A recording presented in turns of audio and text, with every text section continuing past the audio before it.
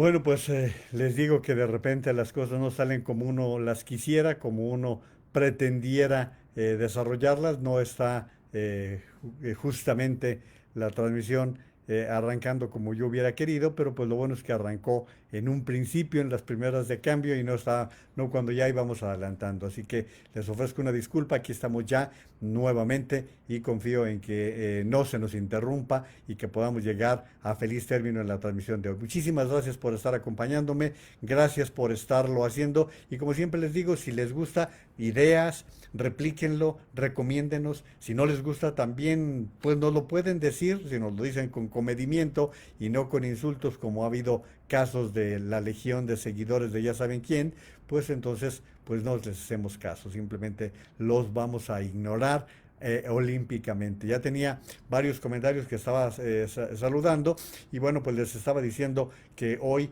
he titulado esta transmisión, México en el riesgo de convertirse en una fábrica de pobres, porque los especialistas, quienes sí saben de economía, están haciendo una serie de proyecciones en el mundo de cómo se están presentando las circunstancias. Y la verdad, pareciera que para México las cosas, entre todos los países del continente, hay dos que en particular están con una situación difícil y que son México y Brasil. Particularmente son los países que están mostrando que quizás las cosas no van a ser tan fáciles como se pudiera pensar. Y bueno, fáciles para nadie. La economía mundial va a estar trastornada, por lo menos en el segundo y tercer trimestre del año. Se confía, hay confianza de que en el cuarto trimestre se produzca una mejoría y que pues conforme vaya pasando el tiempo se tengan mejores condiciones.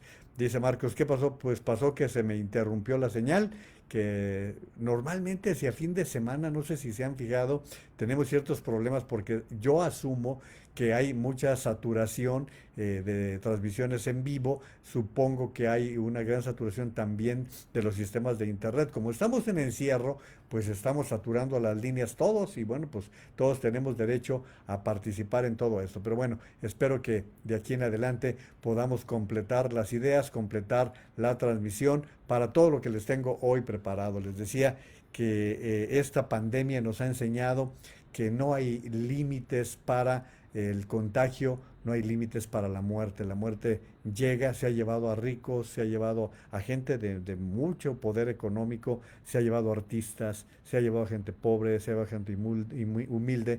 Ha sido pues inclemente todo esto que hemos vivido con una pandemia de fatales consecuencias. Bueno, ya estamos en comunicación. Claudia Gabriela Rodríguez Castellano, buenas noches. Marcos, ya estamos aquí. También Mónica Piñera, Rafa Flores. Rafa, ¿cómo estás? Qué gusto que te estés incorporando nuevamente aquí. Carolina Pérez Manrique, Alejandra Naveja, Mari Hernández, Cuauhtémoc Cisneros, viejo amigo mío. Cuauhtémoc Cisneros, una gente con la cual me liga una actividad periodística inicialmente, pero la verdad es que aparte una amistad de larga data. ¿Te acuerdas, Cuauhtémoc, cuánto tiempo en Ciudad de México, mientras tú estabas allá en la Subsecretaría de Turismo con el ingeniero Orozco Loreto y que pues nos viajábamos los fines de semana entre Ciudad de México y Guadalajara? Así que pues son las enseñanzas. Con tu padre sabes que también hubo una muy buena relación con don Isidro. Y tu hermano por aquí anduvo en días pasados, creo que es tu hermano quien estuvo en días pasados también en la transmisión. Que por cierto, hablando de deportes, ya ahora sí es oficial lo que antier les daba como un aviso, que la liga, el torneo se iba a interrumpir, no habrá campeón ni subcampeón y pues ya tomaron la decisión de suspenderlo. Pero también de esto les voy a tener elementos, les voy a tener información en el curso de la transmisión. Pero miren, quiero comenzar con una nota que me estremeció mucho, que me provoca una gran tristeza, porque si algo respeto yo en la vida es el esfuerzo de los seres humanos, particularmente de los jóvenes. Y en el caso de los deportistas, no se diga. Será que como fui 10 años reportero de deportes y tuve una actividad muy fuerte en la materia. Me tocó la suerte de cubrir mundiales, cubrir Juegos Olímpicos, estar presente en múltiples actividades deportivas, en disciplinas deportivas, como comunicador, pues quizás por eso me toca tan fuerte lo que es relativo a los jóvenes y al deporte. Que por cierto, no se pierdan quienes tienen Netflix, no se pierdan la serie El último baile, The Last Dance de Michael Jordan. Qué gran producción. Hace mucho tiempo que no veía una serie tan redonda, tan bien lograda. No importa si les gusta o no el básquetbol, la verdad vale mucho la pena. Los 10 capítulos que constituyen esta serie están de veras sin desperdicio. Es una serie que está muy bien lograda a propósito de las formas de ver el deporte, de las formas de buscar el triunfo, de buscar la lucha. Dice en una de las partes finales del documental de la serie que Michael Jordan no solamente significó la pieza de cambio para los Bulls de Chicago y para el básquetbol de la NBA en los Estados Unidos, sino para toda la sociedad estadounidense, porque como él era un deportista negro, pues se trataba de alguien que estaba transformando completamente las estructuras, y esto fue una transformación social. De verdad les recomiendo muchísimo que vean esta serie, está de veras de verla absolutamente, no se van a decepcionar, no van a sentir que pierden el tiempo. Pero les hablaba de de los deportistas, la desgarradora lucha de Michael Phelps contra la depresión. Esto lo escribe Nelson Vargas, quien ha sido por muchos años un promotor de la natación. Por algún tiempo con Vicente Fox fue el encargado del deporte en el país, y este artículo, el que escribe hoy en el periódico El Universal, vale mucho la pena, porque miren ustedes, Michael Phelps tiene problemas depresivos, tiene problemas de depresión. ¿Quién lo hubiera pensado? Un hombre tan joven, un hombre tan completo, un deportista tan disciplinado y triunfador, que esté pasando por esta situación. Qué difícil es en verdad saber que un hombre que es admirado a nivel mundial, multicampeón olímpico, el mejor en su disciplina, en este caso la natación, sufre de manera terrible el encierro por la cuarentena debido al coronavirus. Fíjense cómo a veces nos ahogamos en un vaso de agua quienes pues hemos tenido la suerte de no pasarla tan mal. Yo sé que hay quienes la están pasando terrible. De las cosas que yo he venido insistiendo aquí es que hablemos sin límites de las agresiones que se están dando al seno del hogar, porque somos muy hipócritas y muchas veces, con tal de que no se sepa que hay abusos, que hay excesos, y tratamos de tapar el sol con un dedo, y a la larga a lo único que llevamos es a nuestros familiares a que sufran consecuencias graves, o a veces hasta muerte, por tolerar situaciones de pues que no se sepa, que no se diga. Pero el caso de Michael Phelps, que nos sirva como una orientación de lo que está sucediendo. La historia de Michael Phelps ganó, fíjense ustedes, 28 medallas olímpicas, 23 de oro, 3 de plata y 2 de bronce. Realmente nos tiene que hacer pensar en lo frágiles que podemos ser. Hace unos días, este hombre escribió una carta para ESPN en la que narra sus últimos capítulos de un mal que lo aqueja desde hace tiempo y que parecía haber dejado atrás: la depresión. Resulta desgarrador, dice Nelson Vargas, leer cómo se puede doblar un personaje que en la alberca fue el todopoderoso, que en muchos momentos de su vida ha disfrutado del éxito y ha mostrado una gran sonrisa y una enorme empatía a quienes le han conocido. Y todo ha tenido que ver con el encierro, con el perder la posibilidad de hacer lo que más le gusta, porque aunque cuenta que hace gimnasio, no ha podido nadar, no ha podido estar en contacto con la alberca, con el agua, con el entorno que lo ha de liberar de muchas de las cosas que pudieran pasar por su cabeza. Eso no es nuevo. En 2018 sorprendió con la noticia de que sufría depresión, algo que parecía haber superado. Textualmente, Michael Phelps dice: aquí está la realidad, nunca me curaré, esto nunca desaparecerá, es algo que he tenido que aceptarlo, aprender a lidiar con eso y convertirlo en una prioridad en mi vida. Y sí es mucho más fácil decirlo que hacerlo. Es parte de la carta y es el párrafo que más trabajo nos cuesta entender. Me consta que Michael es un hombre entregado a su familia y a su deporte, que ha tenido errores como todos, pero esto va más allá de un error. Es un problema que lo ha tenido mal en los últimos tiempos y una situación que tiene un gran impacto entre la sociedad acuática del mundo.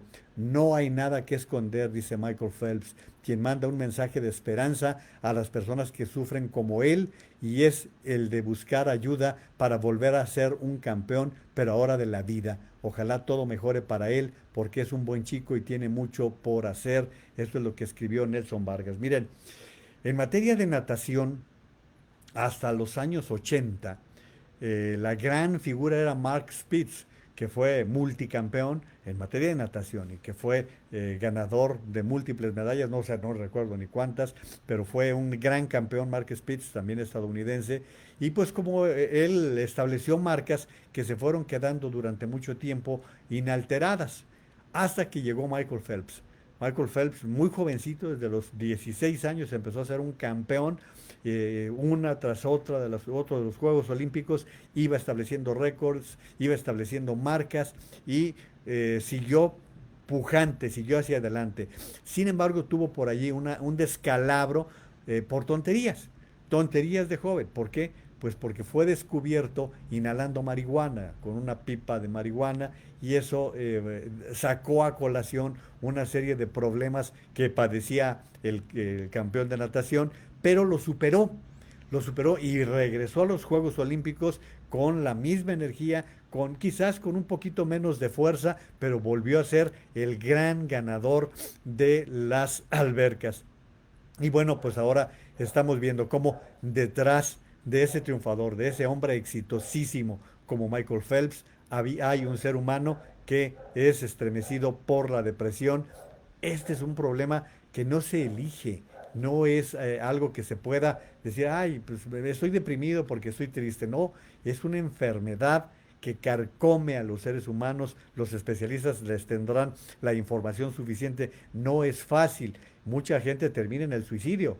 O sea, vámonos hacia el extremo, ¿no? Vamos hacia el extremo. Vean, por ejemplo, lo que pasó, por ejemplo, con Marilyn Monroe, que también pasaba por procesos depresivos y que terminó víctima del abuso, del exceso de medicamentos. Entonces, es un problema sumamente serio que solo lo entienden aquellas personas que lo padecen. Los que estamos fuera, pues no lo alcanzamos a dimensionar y a veces hasta hablamos de más y a veces hasta juzgamos de manera inadecuada a los seres humanos. Y ahora, es a donde iba, ahora que estamos viviendo en un encierro tan difícil, tan singular como este que estamos viviendo con la pandemia del COVID-19, nos lleva a pensar en lo que si nos deprimimos, quienes simplemente estamos encerrados bajo esta situación que se está viviendo, imaginen quienes ya tienen una problemática de esta naturaleza. Y bueno, pues la verdad es de desear que todas estas personas que tienen una situación así de complicada, qué perro tan latoso tiene mi vecino, pero bueno, pues qué le hago. Lo que les puedo decir es que la verdad yo sí deseo que aquellas personas que se encuentran bajo depresión encuentren la manera de ser escuchadas, de ser motivo de atención por parte de los especialistas. Muchas veces o no hay los recursos o no hay la detección, no hay la detección de la problemática. Y les quise poner este caso de Michael Phelps porque valía mucho la pena el estarlo mencionando. Bueno, pues muchísimas gracias, Alma, ya le había saludado a Minadab. Tu pantalla se ve encogida 4.3 y no 16.9. ¿Qué tendré que hacer? Si me dicen que puedo hacer alguna maroma, pues a lo mejor ya fue a la hora de dar la orden, mi querido Aminadab, y creo que ya va a ser muy difícil que la modifique en este momento, porque pues no creas que soy yo muy bueno para ese tipo de cosas, y como estoy yo solo con simplemente con mi laptop, ayer que transmitía con el celular era otra cosa. Espero que no sea incómodo, pero pues gracias por la información. Va el abrazo también para ti, mi querido Cuauhtémoc. Carolina Pérez Manrique, ya está bien la señal, gracias a Minadab. dice, en el Facebook, dice, saludos Enrique Guzmán García, muchos saludos. También para Bernabé Bañuelos, espero que se haya cumplido ayer con el objetivo, maestro Bernabé. Sonia Robles, Mariel González, también muchos saludos. Carlos Guillermo Smite, Raúl Miranda, Paco Cuevas, ¿cómo estás, Paco? ¿Qué situación nos están anticipando los especialistas, Paco? Tú que eres especialista en economía y finanzas, ¿qué panorama tan tétrico si llegáramos a tener 16 o 18 millones de nuevos pobres en el país? Sería bien, bien complicado. Muchos saludos a Pati Padilla Escobar, también a José Rafael Cárdenas Vargas, saludos en Sinaloa, Lucy Bustamante, César Martínez, también Estela Suárez, Leti de la Vega, ¿qué tal? Saludos, Nena de la Torre, Gloria Naveja, muchas gracias. No se escucha mucho el perrito. Bueno, pues yo sí lo escucho y si ustedes lo escuchan, pues es el de mi vecino. Buenas noches y saludos, Irene Alvarado. Saludos de Elia María hasta Sinaloa. Así que pues estamos en este encuentro. Como siempre les digo, si les gusta, si consideran que amerita, pues recomiéndenlo. Pueden replicarlo, pueden pasárselo a otros amigos y pues eso nos hace un gran favor y nos ayuda a salir adelante. Oigan, miren, yo en muchas ocasiones les he hablado de las declaraciones del ex secretario de Salud, Julio Frenk, quien es actualmente el rector de la Universidad Internacional de la Florida, un médico especialista que es de los mexicanos más destacados en la medicina y no ha tenido pelos en la lengua para advertir que en este gobierno se ha privilegiado la política sobre la cuestión clínica, sobre todo el sector salud y en aras de estar hablando que si el pasado, que si los neoliberales y todas tonterías de todos los días. Hoy me gusta lo que declara al periódico El Universal el doctor Julio Frenk, porque nos ubica en la realidad. ¿Para qué nos estamos engañando? Miren, nos habían dicho que México iba a ser casi el paraíso, que fácil, que porque íbamos detrás, que iba a ser muy rápido y que pues para el 8 de mayo llegaría el pico y dábamos por hecho que el 1 de junio se estaría levantando todo. Quizás por eso muchas personas ya no tomaron en serio lo de las restricciones. Yo ya escucho muchos comentarios de que en todas partes se están levantando las restricciones y que no se están respetando muchas cosas. No lo sé, no lo sé, pero el caso es que el doctor Frank ha estado haciendo declaraciones muy interesantes que nos ubican en la realidad. Les digo, López Gatell, quien ya no goza de ninguna confianza de mi parte para respetar sus predicciones, es un buen epidemiólogo, no cabe la menor duda, pero se fue hacia el lado político y se convirtió en una persona de poco fiar en torno a sus predicciones, en torno a las informaciones que va dando. Hoy no cabe duda que tenemos que señalar que lo que nos dijo que para el 8 de mayo sería la parte alta, el cenit de la curva, pues no, hoy estamos a 22 y todavía no llegamos a la parte más alta de los contagios. Y como les he venido diciendo, cuando lleguemos a la parte más alta de los contagios, vendrá esa meseta por varias semanas en las cuales pues vamos a alargarnos prácticamente hacia todo junio. Hoy nuevamente las cifras no nos ayudan. Antes de ir con lo del doctor Julio Frenk, voy a darle las cifras. Gracias Jaime Matus por suministrarme la información que la verdad no es nada alentadora. Les doy las cifras. Hoy hay 59.567 contagiados confirmados. Nada más dicen que hay sospechosos cerca de 33.291. Y los muertos, otra vez nos fuimos sobre los 400. 6.510. A este ritmo vamos a regresar fácil. Primero había dicho López Gatell que 6.000. Después dijo que 8.000. Bueno, pues ahora ya estamos en 6.510. Los 8.000 nos vamos a brincar fácil, tranquilamente. Tan solo confirmados los datos oficiales, ¿eh? No nos olvidemos que hay fuentes de información que están avisando que son muchos más los contagiados y también más los muertos. Entre ayer y hoy la diferencia es de 479. 6.510 al día de hoy. Se mantiene el incremento en el número de decesos acumulados, 1.293, siendo 479 confirmados por COVID-19 y 814 sospechosos en espera de ser confirmados. Fíjense, ya subió 814. El índice de letalidad está en 11.17. O sea, de cada 11 casos, uno, de cada uno muere. Ese es el índice de letalidad, rebasando los 11 puntos porcentuales. En el mundo hoy es del orden del 6.4. Nosotros estamos en el 11.17. Así que, pues esto va para largo. O sea, no nos engañemos. En Estados Unidos, los casos confirmados de contagios ya llegaron a 1.600.723. Los muertos, 95.972. Lo que les dije, de aquí al fin de semana, Estados Unidos llegará a los 100.000. En el mundo hay 5.209.266 contagiados y muertos 338.121. Mucha gente dirá, oye, pero se mueren más de diabetes, se mueren. Sí, pero acuérdense, vamos recordando el arranque de esta situación. Lo que se dijo era que se trataba de un virus muy dañino que lo que podría ocasionar era el rompimiento, el resquebrajamiento de los sistemas de salud. Por eso era importante que no cayeran todas las personas contagiadas al mismo tiempo. Por eso era fundamental el reservarse para que paulatinamente se fueran contagiando unos y luego otros y también al mismo tiempo con la esperanza de que pudieran quedar ya inmunes las personas que habían sido contagiadas. Pero estaba yo diciéndoles lo del doctor Julio Frank Mora, quien hizo declaraciones que a mí me parecen muy destacables. Decía, sería un error suponer que México está fuera de peligro, puesto que lo peor de la pandemia no ha pasado. Esto advirtió el doctor Frank. El exfuncionario sabe de lo que habla cuando toca el tema.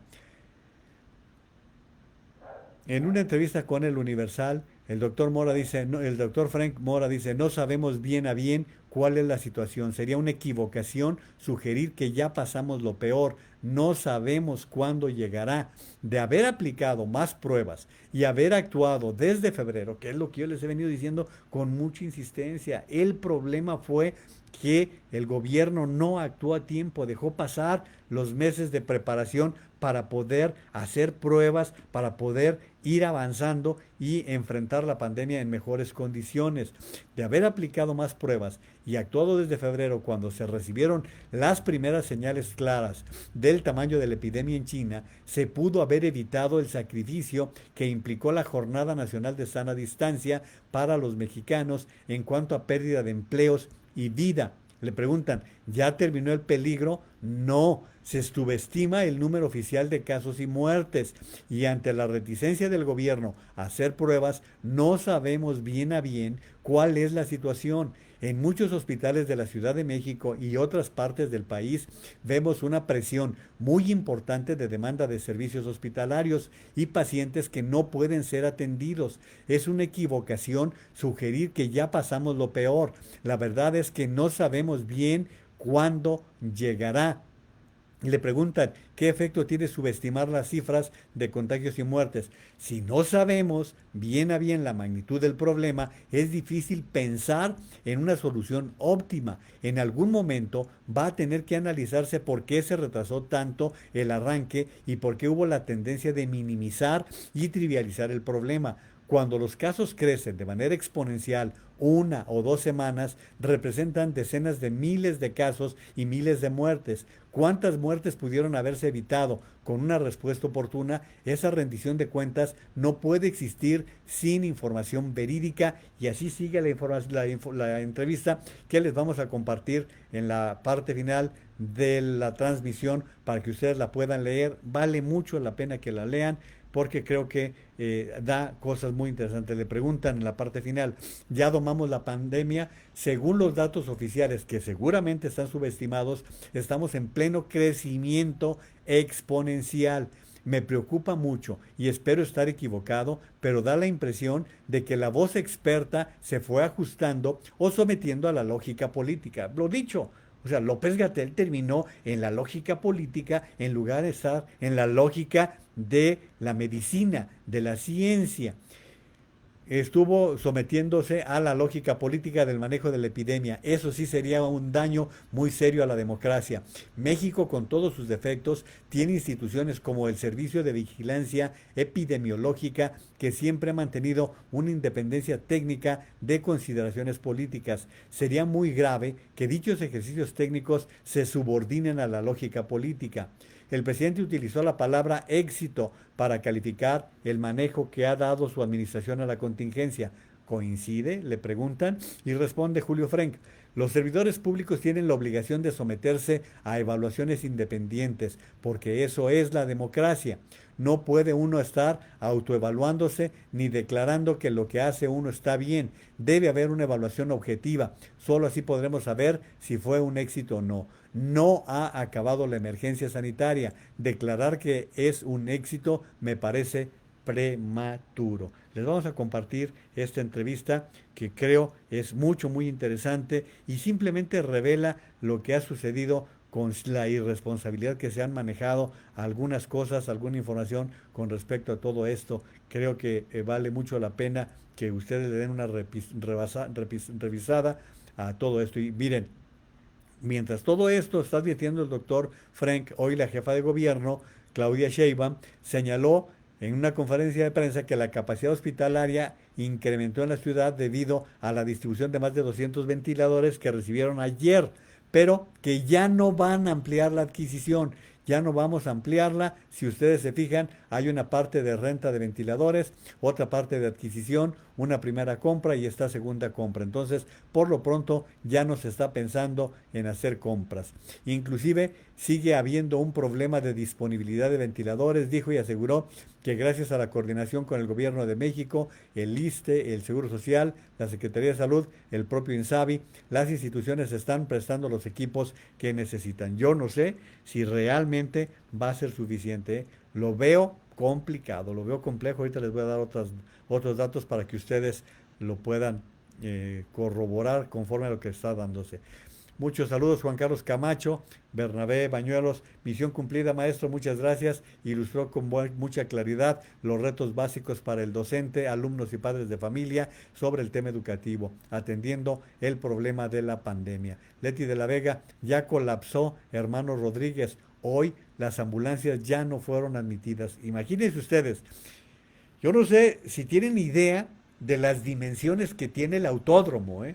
Digo, no sé qué tanto están tomando, porque digo, el autódromo está en las instalaciones de la Magdalena Michuca, muy cerca del aeropuerto de la Ciudad de México. No sé qué tanta superficie tomaron, pero es una superficie enorme, muy grande. Y pues, como dice Leti, ya colapsó Hermano Rodríguez, pues el autódromo, pues ya dense una idea de cómo la Ciudad de México está en este problema de la pandemia. Saludos, Patti Spencer, también a Eduardo Enríquez, Jenny Morales, Lourdes Barragán. Hola, ¿qué tal, Lourdes? Muy buenas noches.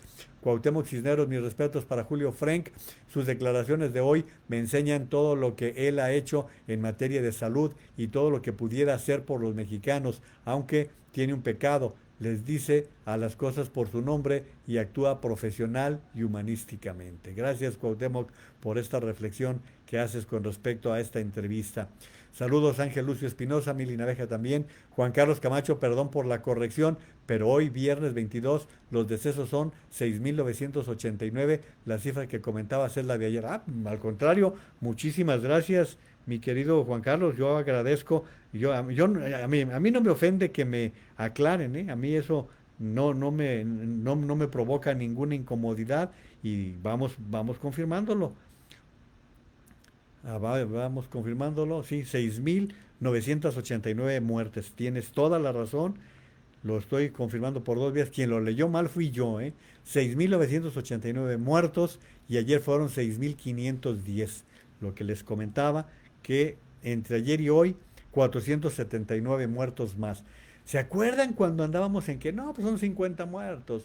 No, pues no llegan a 100. Y luego fuimos a 150 y luego a 200. Pasamos a 300 y ahora nos estamos acercando a los 500. No quiero creer, yo soy muy mal pensado. Tómenlo como alguien muy mal pensado. No quiero creer que estén agregando muertitos para ir corrigiendo las cifras después de que Mexicanos contra la Corrupción en días pasados les dijo que eran 3 veces más el número de muertos en la Ciudad de México que los que se estaban declarando. No lo quiero creer. Pero bueno, pues estamos viendo que estas autoridades actúan como los chinos, ¿no? Que dan unas cifras un día y otras cifras otras. Yo prefiero que lleguemos a que se den las cifras reales con lo doloroso que sea, con lo difícil que pueda representar, con las dificultades que pueda representar. Todo esto es 1000 veces preferible a estarnos engañando. Y bueno, pues simplemente es una pandemia, no se trata de una situación que se haya dado por voluntad, no se inventó, es un problema de salud pública. Y entonces, si el gobierno ya no hizo las cosas bien en un principio, pues que no las siga haciendo mal, ¿no? Pues si ya es tiempo de corregir. Miren lo que sucedió en Morelos. El 29 de abril, el personal médico y de enfermería donde trabajaba Gloria protestó para denunciar que estaban trabajando sin insumos. Autoridades del Comité de Seguridad en Salud de Morelos confirmaron el fallecimiento de Gloria Cabrera González, enfermera que prestó sus servicios en el sistema hospitalario estatal de la región sur de Morelos y estuvo en los últimos días en la primera línea de combate del COVID-19. La enfermera falleció ayer por la noche y fue contagiada en su área de trabajo dentro del Hospital General Ernesto Meana San Román, situado en el municipio de Jojutla. Originaria del pueblo indígena de Xochocotla, era docente en la licenciatura de enfermería de la Escuela de Estudios Superiores del Jicarero de la Universidad Autónoma del Estado de México. Durante la conferencia de prensa donde se informa del avance de la pandemia en la entidad, las autoridades estatales dieron a conocer la información y detallaron, se certifica que falleció una enfermera y su mamá, fíjense nomás qué desgracia, vean para que vean cómo las desgracias no vienen solas.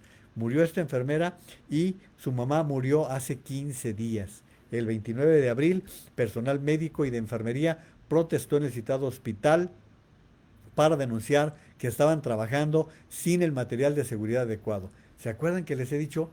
No ha habido día desde que empezó la epidemia, la pandemia, que no tengamos protestas del personal médico en algún hospital, en alguna clínica, en donde están diciendo no nos dan el material suficiente, no nos dan todo el instrumental que necesitamos para trabajar, estamos en riesgo de contagio. Bueno, pues aquí tiene una enfermera que pierde la vida en la lucha, en el trabajo que viene realizando. Qué pena, y esto es lo que está sucediendo. Creo que nos ubica sencillamente ante la situación que estamos viviendo en el país. Me parece que es muy de destacar toda esta información y estarlo insistiendo con la idea de que podamos unirnos entre todos a poder buscar soluciones y no perder de vista que están siendo vidas las que se están yendo. Dice el presidente hoy decía López Obrador, a pesar del incremento en contagios por el COVID, López Obrador aseguró que no habrá desbordamiento en hospitales. Pero ¿cómo se pone a asegurarlo? ¿Con qué certeza? ¿Con qué elementos? Como dice el doctor Frank, si no hay pruebas, o sea, ¿cómo vas a medir el daño, el tamaño del daño si no lo estás midiendo? O sea, es que es como si te abres la cabeza y, oye, pues cuántas puntadas hay que darle. No, pues que quién sabe cuánto mide. No, pues hay que medir las cosas. A lo mejor estoy usando ejemplos muy absurdos. No, no puede decir que no se va a rebasar cuando ya se están rebasando los límites que existen en el país. Esto creo que es bien importante de subrayar lo que está pasando en el país. Y bueno, pues ni hablar, yo que quisiera decirles que está avanzándose, pero la verdad es que no tenemos elementos para disentir de cómo se está actuando. Oigan, ¿cómo han desmentido al presidente Trump? Esto lo voy a decir porque hay muchas personas que se dejan llevar por las versiones de algunos y el medicamento que Trump ha estado diciendo que ha usado es de grave riesgo. Voy a darles ahorita a conocer esta información. Leti de la Vega, y no está contabilizado los contagiados que están dejando en su casa, los que han fallecido en su domicilio. Así es, todavía falta todo eso. Chacho Manuel Castillo, Manuel Ocampo, muy buenas noches, licenciado. ¿Cómo es que ahora que hay más contagiados y más peligro de contagio, se relaja la cuarentena y se reabren negocios? No debió ser, no debió ser al revés. Sí, por supuesto que sí, pero pues ya ven lo que ha venido sucediendo y lo que están diciendo muchas personas en el mundo es que prefieren que no se levanten las restricciones porque el peligro es latente. Esto se ha venido insistiendo por parte de muchas personas. Hoy el doctor Abdías, dice Raúl Miranda, comentó en la conferencia de prensa que en la conferencia vespertina que no se están contabilizando en las pruebas los casos positivos, ya que es diferente el positivo a aquel que enferma, se considera un caso COVID, es decir, el desarrollo de la enfermedad de SARS-CoV-2 si es COVID. Es decir, por ahora ya no se sabe cuántos positivos, cuántos COVID-19. Con todo respeto, es un desastre la información que difunde el gobierno federal. Definitivamente es el doctor Alomías. Sí, definitivamente, Raúl, eso es lo que está pasando. Un día te dicen una cosa, otro día te dicen otra, un día tratan de explicarlo, se enredan y no responden a nada. Y bueno, pues están dejando toda la información volando sin tener la confianza de lo que se está diciendo. Mario Córdoba, como siempre, un gusto llegar a la cita. Gracias, Mario. A veces llego un poco tarde, pero nos ayudas mucho a ver las cosas actuales con mayor claridad. Gracias por tu objetividad. Muchísimas gracias. Saludos, doña Yola. Qué bueno que está por ahí. Yola Contreras, me da mucho gusto. Francisco Moreno, saludos. Mari Carmen Torres, Marcia Naveja también. Dice Mari Carmen Torres, no le podrán decir que conecte la boca con la cabeza, pues lo pronto con el cerebro, Mari Carmen. Pues sería suficiente con que el presidente se limitara a trabajar en lo que estamos viviendo en este momento, que ya es una crisis sanitaria y una crisis económica que se está fortaleciendo cada día más. Pero estaba con los fármacos contra la malaria que el presidente de Estados Unidos, Donald Trump, ha promocionado como tratamiento para el COVID-19 se asociaron a un mayor riesgo de muerte y enfermedades cardíacas en un estudio. La hidroxicloroquina y la cloroquina no beneficiaron a los pacientes contagiados con el coronavirus, solos o administrados juntos con un antibiótico, según el estudio publicado este viernes por la revista médica The Lancet, que es una revista prestigiada.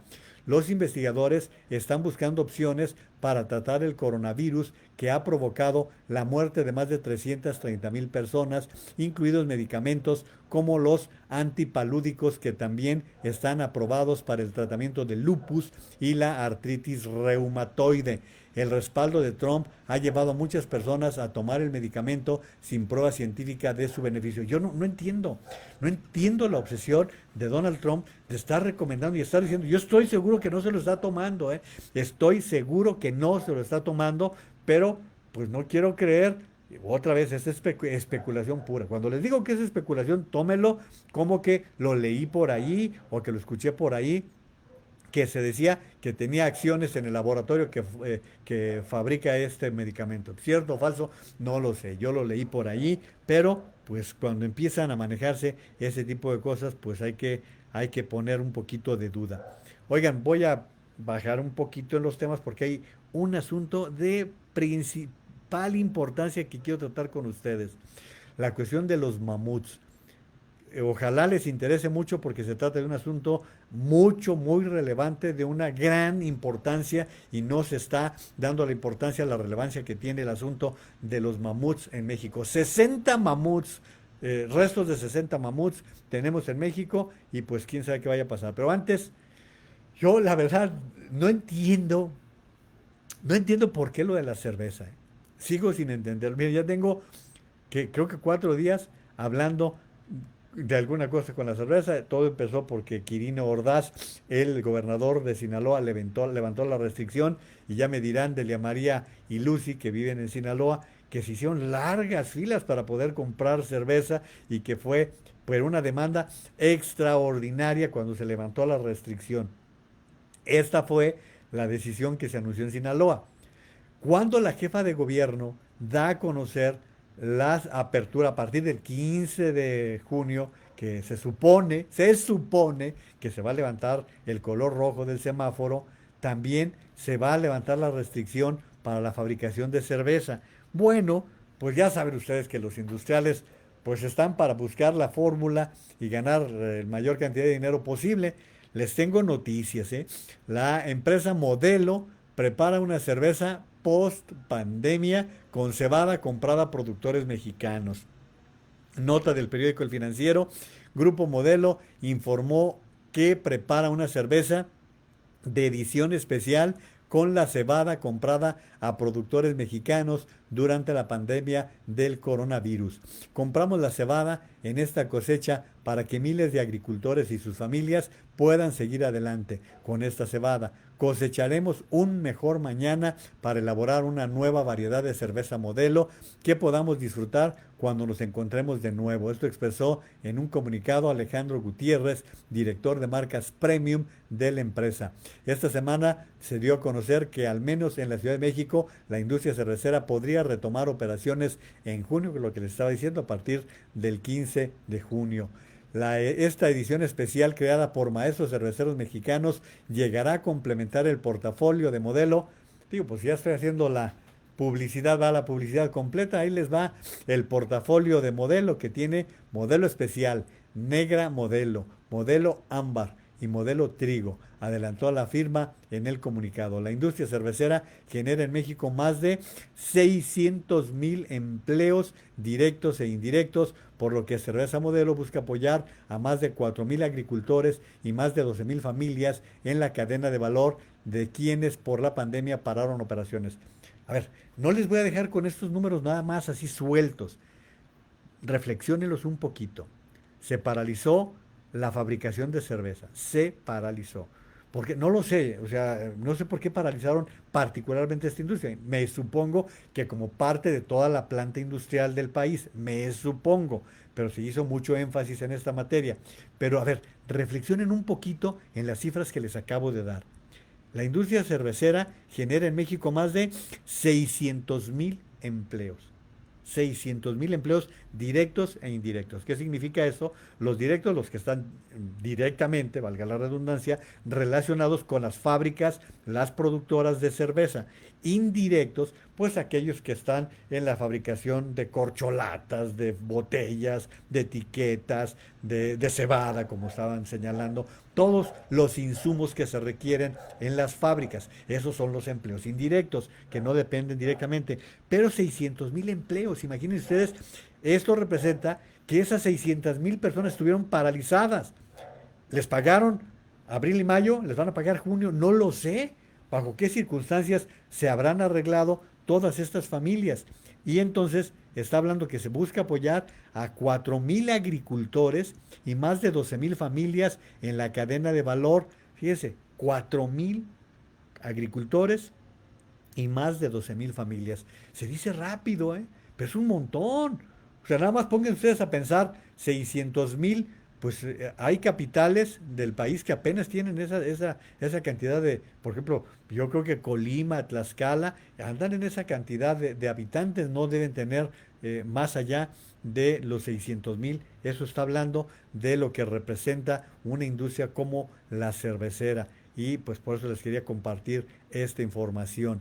Blanca Leticia, la mala racha, se tomó la decisión de liberar la venta de cerveza, pues sentirse happy provoca desórdenes y de ahí tantos contagios, liberan la venta de cerveza y corren a grandes inversiones ya pactadas.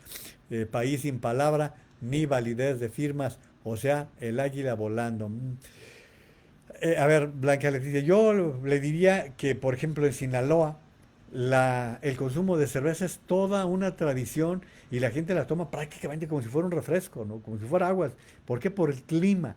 Y no necesariamente significa que se estén alcoholizando, que tiene sus grados de alcohol, sí. Pero hay localidades del país en donde la cerveza es como en Alemania.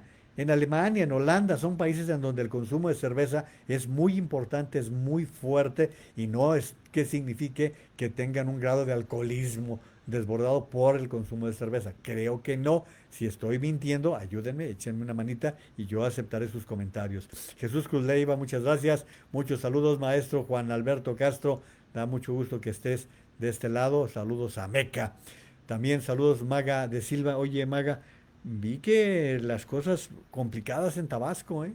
No solamente por la pandemia, sino también con las cuestiones de corrupción. En las cifras que estaban dando, creo que no las traen todas bien en el estado de Tabasco, pero como quiero un saludo para ti. Lourdes Barragán, 24 casos confirmados de la Guardia Nacional en Puerto Vallarta y Lagos de Moreno. Sí, leí por ahí la nota de que se presentó, tocó a las puertas de la Guardia Nacional el coronavirus y se ha presentado esta situación. Bueno, le cambié ya de tema a esto para entrar a lo de la modelo y de una vez, ya que estamos en esto, en cambio de tema, se está informando que el torneo del fútbol mexicano se interrumpe, se suspende, así de sencillo, ya no le demos muchas vueltas, se va a suspender el torneo.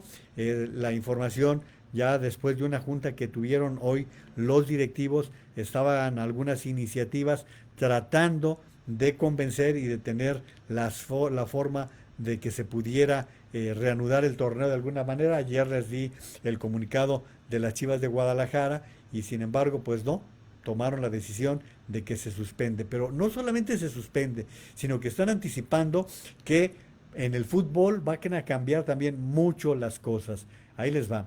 Los aficionados al fútbol recibieron este viernes la triste noticia, pero ya esperada. El torneo clausura fue cancelado por la pandemia. Se trata la primera vez en la era profesional que un torneo concluye con anticipación y termina con el título desierto. Pobres de los cruzazulinos, hombre, yo lo siento por ustedes que ahora la veían muy cerca y bueno, pues miren, para que vean, así no, Dios no está con ustedes en esta ocasión. A pesar de que la Liga MX determinó no nombrar campeón a ningún equipo para el clausura, dejó una luz en el camino para todos los pamboleros al dictaminar en un comunicado los lineamientos de la nueva normalidad en el balompié, los cuales se deberán llevar a cabo para el torneo Apertura 2020.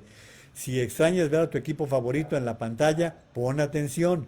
Estos son los detalles. Plan sanitario para los equipos. La Liga MX indicó que dará a cada equipo un protocolo sanitario único, el cual se realizará en conjunto con autoridades sanitarias. Deberá cumplirse para que los equipos puedan regresar a entrenar a sus instalaciones deportivas. Será en la primera semana del mes de junio cuando se defina la fecha exacta para el regreso a las prácticas. ¿Cuándo empieza el torneo? Todavía no hay una fecha definida. ¿Se podrá ir al estadio? Lamentablemente no. Debido al riesgo de contagio del coronavirus, las ligas están acordando con la Secretaría de Salud que los partidos se lleven a cabo a puerta cerrada hasta que estén las condiciones adecuadas para que no haya contagios. Esto es lo que está tomando en consideración la Liga MX, que está dando a conocer toda esta información y bueno, pues yo se lo estoy comunicando, se lo estoy participando. Si notaron que bajó la luz, lo que pasa es que aquí su amigo no tuvo la precaución de conectar bien la lámpara y pues ahora la tengo que conectar y miren, ya volvió, ahora sí ya, espero no estar cometiendo más errores. Va, ahora sí, podemos seguir. Entonces estas son las particularidades con respecto al fútbol. Ahora, pues esto era para aquellos que son futboleros y las cosas no van a ser fáciles, no se van a poder continuar. Ya vieron cómo en Alemania se está jugando y pues si no hay una disciplina en todo esto, recuerden lo que les decía, 8 jugadores del Santos resultaron con contagio. Híjole, miren, esta nota me parece que debería darle la vuelta al mundo y que deberíamos de tener un mayor cuidado con esta información, porque se trata de un hallazgo monumental que creo que esto es de primer orden.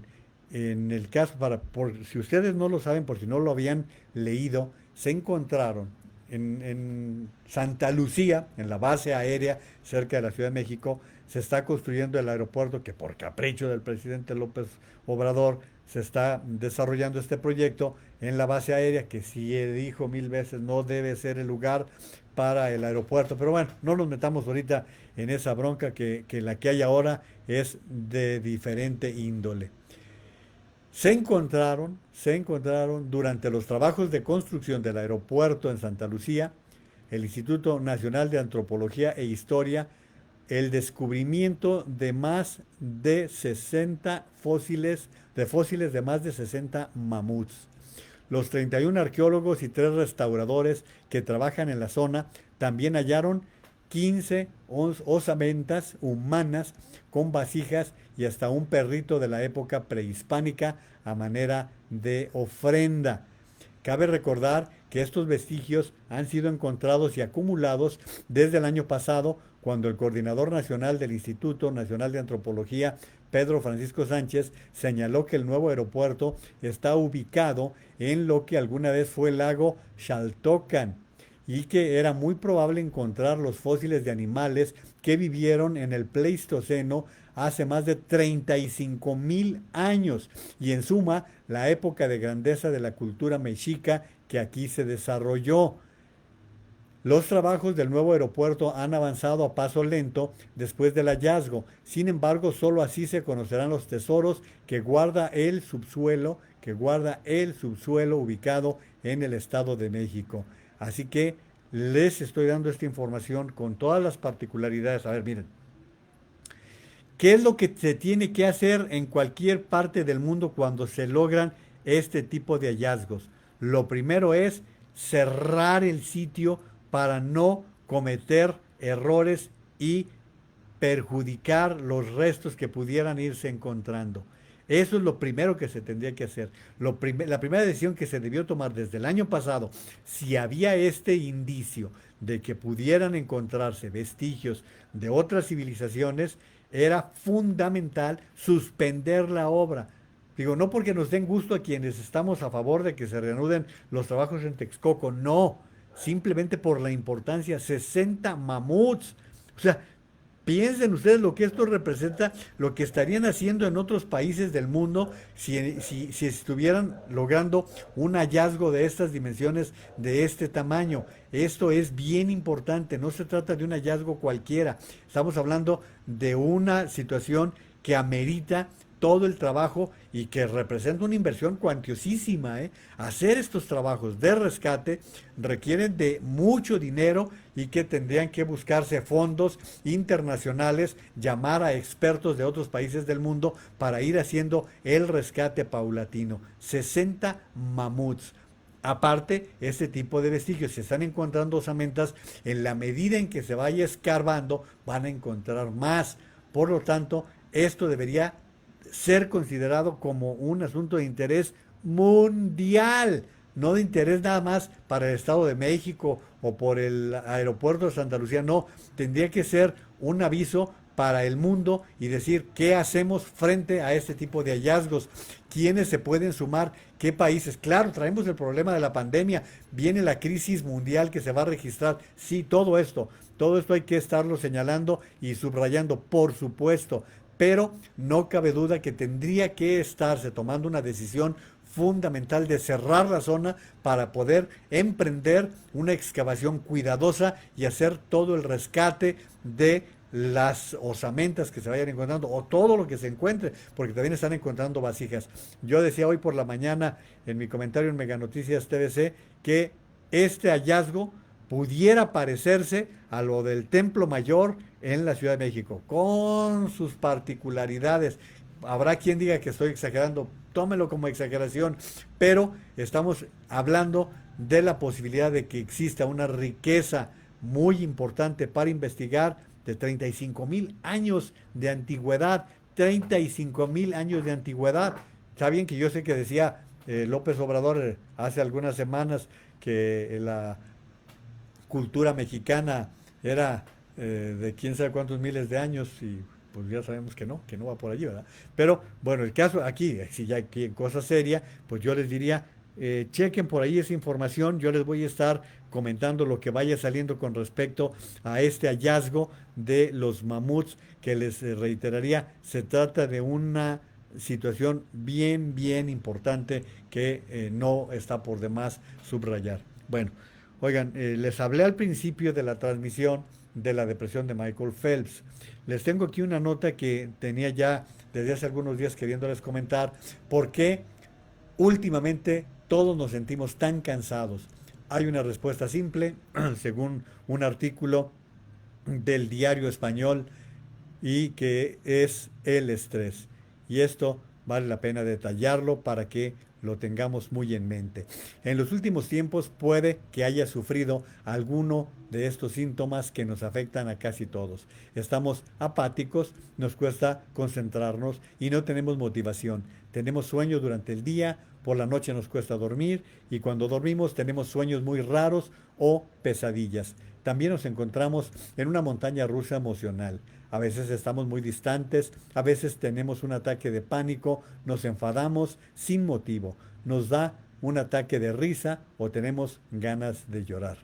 No es que nos estemos volviendo locos, aunque un poco sí. En realidad, todos estos son síntomas de estrés. Recordemos que hay dos tipos de estrés. El bueno, que es el que te hace frenar antes de estrellarte con el coche o salir corriendo si te persigue un toro, es de corta duración. Pero cuando la situación no se resuelve, tenemos estrés crónico. Es lo que ocurre cuando sentimos incertidumbre, cuando no sabemos si tendremos trabajo el mes que viene o nos despedirán o no podremos pagar el alquiler. El estrés crónico mantiene elevados los niveles de cortisol, la hormona del estrés. Esto hace que haya más energía disponible para protegernos y menos para pensar.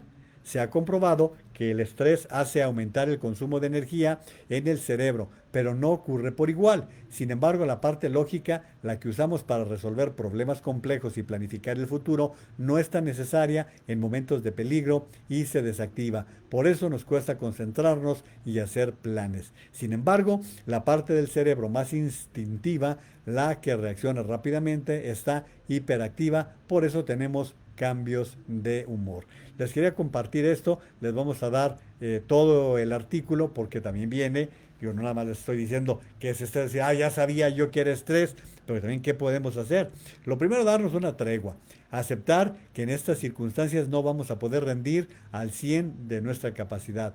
Para mucha gente instintivamente eso significa ver maratones de series, pero hay otras alternativas. Mueve tu cuerpo, haz ejercicio, algo que tiene un efecto instantáneo sobre los niveles de estrés. Dedica tiempo a algo que calme tu mente, que puede ser diferente para cada persona. Dibujar, cocinar, meditar, leer o simplemente no hacer nada. No nos estamos volviendo locos. Intentemos tratarnos mejor a nosotros mismos y a los demás. Esta era una información que les quería compartir, se las vamos a dar la liga un poquito más adelante para que puedan ustedes leerla y reflexionarlo. Yo les decía que qué es lo que pasa con esta situación, que nos obliga a tomar decisiones y actitudes que nos lleven a rutinas, rutinas como las que teníamos antes.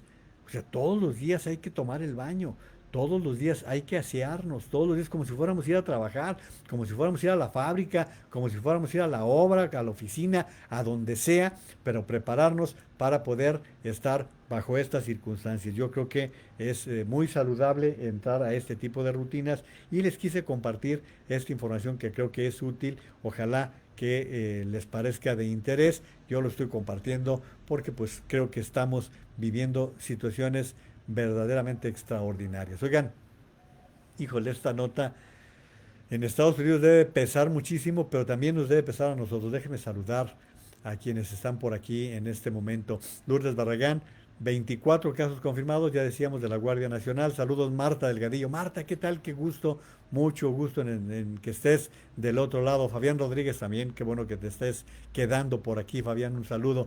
Ricardo Colín, Salvador Gómez Limón, Adolfo Mota Velasco, muchas gracias por estar, hacerme el favor de acompañarme. No me dejen solo, no hay que ser. Ya sé que hoy es viernes, que hoy es día especial y que tendrán muchas actividades, pero no, no la muelen, acompáñenme. Yo tengo el compromiso con ustedes que mientras haya pandemia, aquí me van a tener cada noche y mientras se pueda, estar dándoles algunas orientaciones, algunas informaciones. Les decía, esta nota la voy a dar pensando en Estados Unidos, pero ustedes piensen en México, ¿eh? Piensen en México por lo que hemos comentado de haber actuado de manera tan tardía. Si se hubieran tomado medidas una semana antes, se hubiesen salvado unas 36,000 vidas en Estados Unidos, muestra un estudio. Si las medidas de distanciamiento social en Estados Unidos hubieran empezado al menos una semana antes, en el mes de marzo, aproximadamente 36,000 personas menos habrían muerto en la pandemia, según estimaciones de un equipo de especialistas de la Universidad Columbia. Pero el estudio va aún más lejos y calcula que si el país hubiera comenzado a cerrar ciudades y limitar el contacto social desde el mismo 1 de marzo, 2 semanas antes de cuando comenzaron progresivamente las medidas, se hubiera evitado alrededor del 83% de las muertes. Esto ya les venía comentando desde ayer y bueno, pues se lo estoy pasando para que tengan una idea de lo que pasa cuando actúas correctamente, cuando haces las cosas en tiempo y en forma. Y bueno, pues creo que todo esto vale la pena que lo tengamos en mente, que lo tengamos en claro. Oigan, hay más créditos. A mí me da risa que en lugar de que el gobierno de la República esté pensando en un programa contracíclico para ayudarle a las empresas con apoyos, se estén inventando unos créditos sin sentido. Ahora, si ustedes creen que tienen mucho sentido, evalúenlo. Tomen ustedes en consideración. Hoy por la mañana, la secretaria de Economía, Graciela Márquez, ofreció un informe detallado respecto a los avances que se tienen en la entrega de créditos a la palabra. Casi 4 millones de créditos se han planeado dispersar hasta finales de abril con una inversión de 307,000 millones de pesos. Se han entregado hasta ahora 740,000 a beneficiarios. Se trata de créditos a empresas, hipotecarios y para los trabajadores. Los créditos entregados hasta el momento se han dispersado en una inversión de 44,000 millones de pesos. En cuanto a los créditos a la palabra, se trata de una modalidad donde se le da la confianza al beneficiario. Se planea entregar, ellos hablan de millones y millones de créditos, quién sabe, ¿no? Por 25,000 pesos cada uno. Bueno, pero estos son los créditos. Pero ahora con la novedad es que están haciendo créditos vía Fonacot. Vía Fonacot se van a estar dando esos créditos. Esta es una novedad. Ya les he hablado yo de los otros créditos por 25,000 pesos que realmente no les resuelven nada, en nada a las empresas que lo están pidiendo y más que tienen que pagar una tasa de interés del orden del 6%. Entonces, pues por lo pronto creo que no es precisamente lo mejor frente a lo que está pasándole a muchas personas en el país. Y miren, para que vean lo que son las cosas, también se estaba presumiendo el mes pasado que había bajado la inflación. Bueno, pues ahora la inflación subió a 2,83, es decir, los productos subieron en general, pero la inflación ya en la primera quincena de mayo subió 2,83% la inflación. Los productos que más registraron incrementos, ahí les va: jitomate, gasolina magna, cerveza, chile serrano, chayote, transporte aéreo, autobús urbano, naranja, gas doméstico LP y tomate verde, según está detallando el INEGI. Pues no nos decían que la gasolina había bajado de precio, que este gobierno había logrado bajar el precio. Pues no, hombre, ahí está la prueba que en la medida en que se deslizan los precios del petróleo, también se deslizan los precios de la gasolina. No se dejen engañar, tómense en serio ese tipo de cosas, porque miren, por ejemplo, hoy nuevamente cayó el precio del petróleo. Según la información, los precios del petróleo bajaban cerca del 5% el viernes, situándose a poco más de $34 el barril ante un aumento de las tensiones entre Estados y China, a lo que se sumaban crecientes dudas sobre el ritmo de recuperación de la demanda global tras la crisis ocasionada por el coronavirus. Así es, o sea, el petróleo está en franca caída, está en franca caída. Si quieren dudarlo, pues entonces ahí tienen la información. Saludos, Uriel Luna, muchos saludos. Uriel, saludos a toda tu familia. Muchas gracias por estar en esta transmisión. Me da mucho gusto tener esa oportunidad. Bueno, pues también quiero comentarles otras informaciones que les localicé por allí y que vale mucho la pena, porque hoy se está hablando mucho de la corrupción. Hoy el diario El Universal en su editorial dice, en vez de disminuir como debería ser el resultado tras más de un año de que entró en funciones el proyecto anticorrupción del gobierno del presidente López Obrador, el registro de víctimas de la corrupción se incrementó el año pasado con respecto al informe del 2017. En el resultado de la encuesta nacional de calidad e impacto gubernamental llevada a cabo por el INEGI, se asienta que tanto los índices de prevalencia como los de incidencia registraron aumentos sustanciales, mientras que el costo económico nacional por actos de corrupción relacionados con trámites o solicitud de servicios excedió más allá de los 12.770 millones de pesos, con un promedio de casi 4,000 pesos por víctima. ¿Qué es lo que se está diciendo aquí? Que más o menos cada persona que fue interrogada dijo, pues a mí la corrupción me llegó hasta en un nivel de 4,000 pesos. Asimismo, y como era de suponerse, casi 6 de cada 10 actos de corrupción denunciados están relacionados con la seguridad pública, lo que muestra el grado de descomposición que aún subsiste entre elementos policíacos y militares. Ahí está. Hoy estaba diciendo López Obrador, no, es que también en los pueblos y en las autoridades locales, o sea, en los municipios y en los estados, no, en todos los niveles. Él decía, la corrupción está en los niveles bajos. Ah, sí, pues que yo sepa, el señor Bartlett es el director de la Comisión Federal de Electricidad y hay muchas interrogantes al respecto. Las adquisiciones que ha hecho su gobierno los tienen de líder en toda la historia de adjudicaciones directas, es decir, pues arriba, arriba, no están muy transparentes que digamos, y como dijo el propio presidente, la corrupción no solamente es económica, corrupción también es la incapacidad, tener a gente incompetente, y hoy les sacaban a colación la presencia de nepotismo y daban el ejemplo de dos hermanas alcalde que son hijas de Berta Luján, que también es del equipo de Morena, y bueno, pues el presidente dijo que iban a investigarlo, pues si lo sabemos desde que empezó el gobierno, eso no es ninguna novedad. Sí hay familiares que están ahí trabajando, ya les he comentado yo aquí en la transmisión que, por ejemplo, el subgobernador del Banco de México, que es un excelente economista, no cabe la menor duda, Gerardo Esquivel es un muy buen economista, iba a ser subsecretario de Hacienda, es el esposo de la secretaria de Economía. El constructor favorito del presidente es esposo de la propuesta ministra de la Corte, Yasmín Esquivel. O sea, el presidente ha fomentado también ese tipo de apoyos para ciertas designaciones. Por lo tanto, pues no crean que está tan clarísimo como se quisiera. Oigan, miren, hay una nota que me parece que es bien importante, un comentario que vale mucho la pena. Porque ustedes saben el caso García Luna. El caso García Luna, creo que quien mejor lo ha estado documentando es la reportera de Univisión, Penilei Ramírez.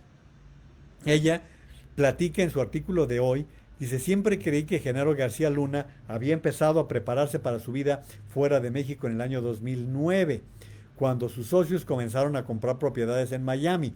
Pero el gobierno mexicano cree que no, que fue mucho antes, en 2005, cuando aún no lograba el puesto de secretario de Seguridad Pública con el presidente Calderón. En el 2005, García Luna dirigía la AFI, y así se va sucesivamente informando. Está sacando información, vale mucho la pena, también les vamos a compartir esta liga del artículo de Penilei Ramírez. ¿Por qué? Pues porque hay que tener información. Miren, en el caso de Genaro García Luna, ni siquiera se ha determinado si se le va a juzgar o no. Y ya mucha gente está anticipándose. ¿Se está acumulando la información? Sí. ¿Hay indicios? Sí. Vamos a ver qué tanto se confirma. Él por lo pronto está detenido, el que fue secretario de Seguridad Pública con Calderón. Él por lo pronto está detenido en una cárcel en Nueva York y aún no se sabe si será sometido a juicio. Pero pues les estoy pasando esta información con todas las particularidades del caso para que ustedes lo vayan también considerando. Oigan, miren, ya ven cómo se ha puesto de moda esto del Zoom, el comunicarse a través de Zoom. Pues ahí les va lo bien que les está yendo a los creadores de Zoom. las herramientas tecnológicas para trabajar vía remota se han convertido en unas de gran utilidad en diferentes países en los que se ha optado por el aislamiento obligatorio ante la expansión del COVID-19.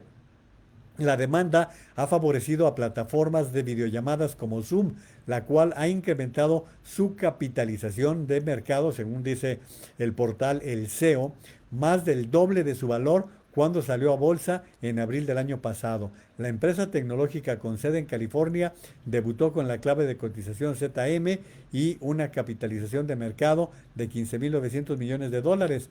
Sus acciones valían un 72% más al cierre que en la apertura. Así que Zoom está en muy buenas condiciones. Zoom compite con productos de videollamadas de grandes tecnológicas como Skype y Microsoft, WhatsApp, Facebook Messenger, Facebook Hangouts de Google y FaceTime de Apple. Así que quienes están utilizando Zoom les están ayudando a que estén ganando mucho, mucho dinero. Les está yendo bastante bien a estos señores. Oigan, hijo, el caso de la pobreza es un tema que a mí me parece que tenemos que ponerle mucha atención porque lo que se está anticipando con respecto a las cifras que se están dando es que si el país tiene un decrecimiento del 8%, puede ser que tengamos por lo menos 10 millones de nuevos pobres. Por lo menos 10 millones de nuevos pobres. También se está diciendo que si como se está pronosticando por parte de otros que el decrecimiento de México fuera por encima del 10 o el 12%, el número de pobres podría crecer entre 16 y 18 millones de seres humanos. Les doy estos datos porque tenemos que ir previendo lo que puede sucederle al país ante una situación de esta naturaleza. Está creciente porque muchas personas se están quedando sin trabajo, muchas personas están perdiendo el empleo, muchas personas están o les están bajando el salario, están pasándola bastante mal y bueno, les estoy pasando estos datos que creo que es bien importante que los tengamos en consideración para el futuro muy cercano. Yo les paso el dato simplemente como está dando, que pudiera llegar a ser de entre 16 y 18 millones de nuevos pobres en el país. De ese tamaño está la dimensión de esas situaciones que creo que, miren, y esto pues se va combinando con otras decisiones. Se está informando que en junio van a cerrar definitivamente sus puertas hasta 2.500 locales en centros comerciales.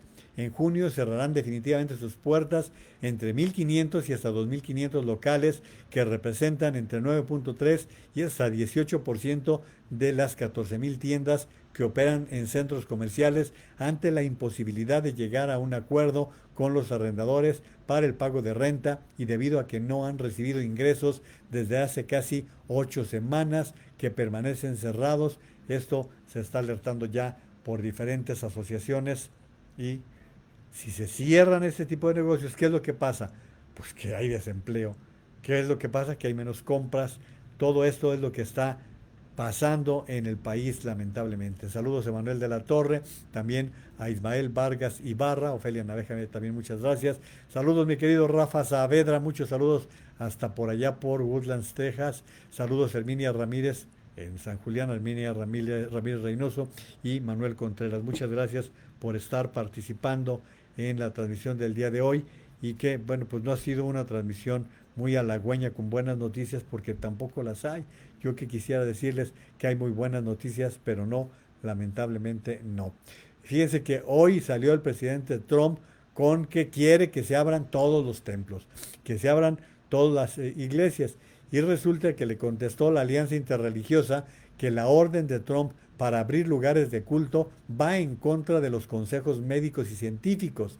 El rabino Jack Molin, presidente de la Alianza Interreligiosa, dijo que el presidente está equivocado, simple y llanamente, por llamar a lugares de culto para abrir este fin de semana. Así que también en Estados Unidos andan con este asunto de los templos. Y oigan, ya ven que el epicentro, el lugar de mayor número de contagios, se había trasladado a Estados Unidos. Bueno, de hecho sigue estando en Estados Unidos el mayor número de contagios. Bueno, pues conforme está pasando el tiempo, se está trasladando a, dice, ahorita entramos al tema, mi querido Rafa, este, conforme pasa el tiempo, Brasil ya es el segundo país con más contagios de coronavirus en el mundo. Brasil ha superado este viernes a Rusia y se coloca como el segundo país con más contagios de coronavirus en el mundo, solo por detrás de Estados Unidos, según el conteo de la Universidad Johns Hopkins. El país suma en total 330.890 casos. Además, Brasil tiene ya 21.048 muertes a causa de la pandemia y otras 3.500 a la espera del resultado del laboratorio. Brasil, con los caprichos, con los berrinches de su presidente, ha venido presentando esta situación lamentablemente. Saludos, Nena de la Torre. José Naveja también muchos saludos. Bueno, pregunta Rafa, ¿ya hablaron de San Juana? No iba a hablar, Rafa, no iba a hablar. Ya hice algunos comentarios ayer o antier, no lo recuerdo. Pero por respeto a la petición de mi amigo Rafa Saavedra, voy a tratar el asunto. ¿Quién es San Juana? San Juana Martínez es una periodista polémica, siempre ha sido polémica, conflictiva como pocas, donde quiera que ha estado, ha sido una persona que ha sido ave de las tempestades, fue reportera de Proceso, anduvo en muchos medios de comunicación. En este gobierno la nombraron directora de Notimex. ¿Qué es Notimex? Perdón si doy muchos detalles que sean obvios. Notimex es la agencia de noticias oficial del gobierno mexicano. Prácticamente todos los países del mundo tienen una agencia de noticias oficial, casi todos los países. Y esa agencia se encarga de posicionar, de informar las noticias, las acciones que un gobierno le interesa que se sepan en el mundo. Notimex tiene corresponsales en una buena cantidad de lugares del mundo y bueno, pues es una agencia de larga data, es una agencia que tiene ya muchos años de existencia, pero que depende del gobierno federal. Algún tiempo dependió de la Secretaría de Gobernación, bueno, sigue dependiendo de la Secretaría de Gobernación. De hecho, su servidor, cuando fue subsecretario de Normatividad de Medios, fue el responsable de la agencia de Notimex.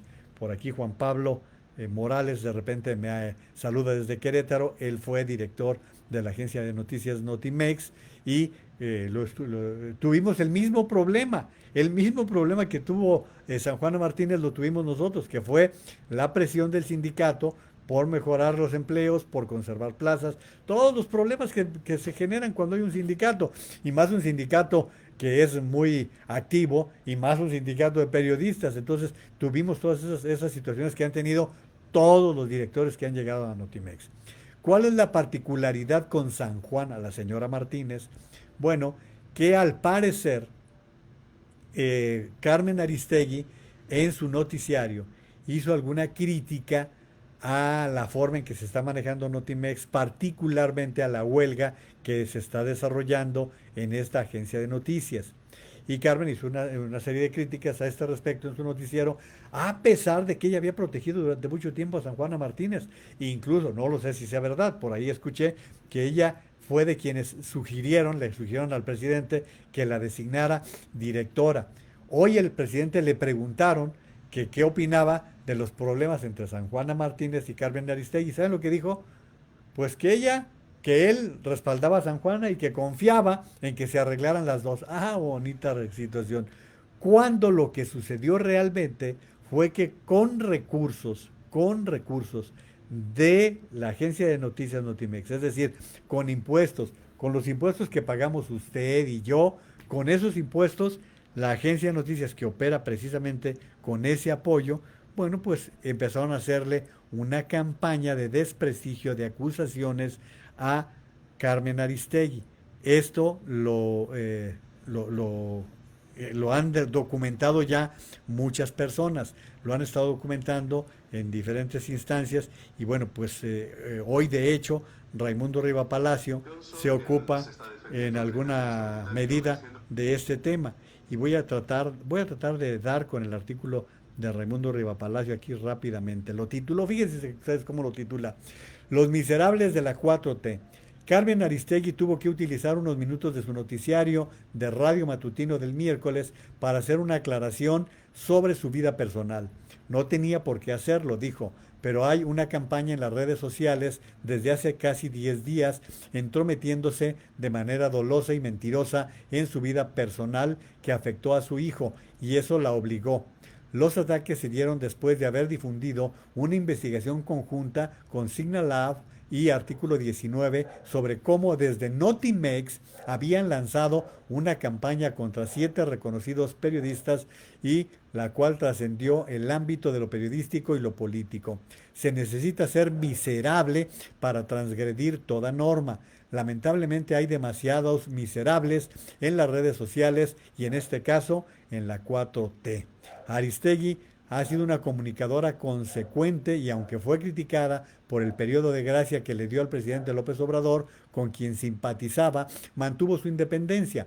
No fue miembro orgánico del López Obradorismo ni parte de sus cuadros que durante años construyeron a través de la propaganda un clima de odio que le permitió al presidente acelerar las contradicciones de una sociedad agraviada y ofendida por la corrupción y la ineficiencia de sus gobiernos. Pero ella, no los trogloditas al servicio de su aparato de propaganda, fue una pieza crucial en el allanamiento a Palacio Nacional. Y así se sigue Raimundo Riva Palacio, quien dice, el rencor babea en las redes contra periodistas como Ciro Gómez Leiva, Carlos Loret, Joaquín López Dóriga, que por años como Aristegui han abierto la arena pública para la discusión de las ideas, chocando públicamente no pocas veces entre ellos mismos, pero con la información, nunca con la descalificación. Y así se sigue en el artículo. Quiero decirles que Raimundo Riva Palacio, autor de este artículo que estoy leyendo, fue también director de Notimex, también dirigió él Notimex.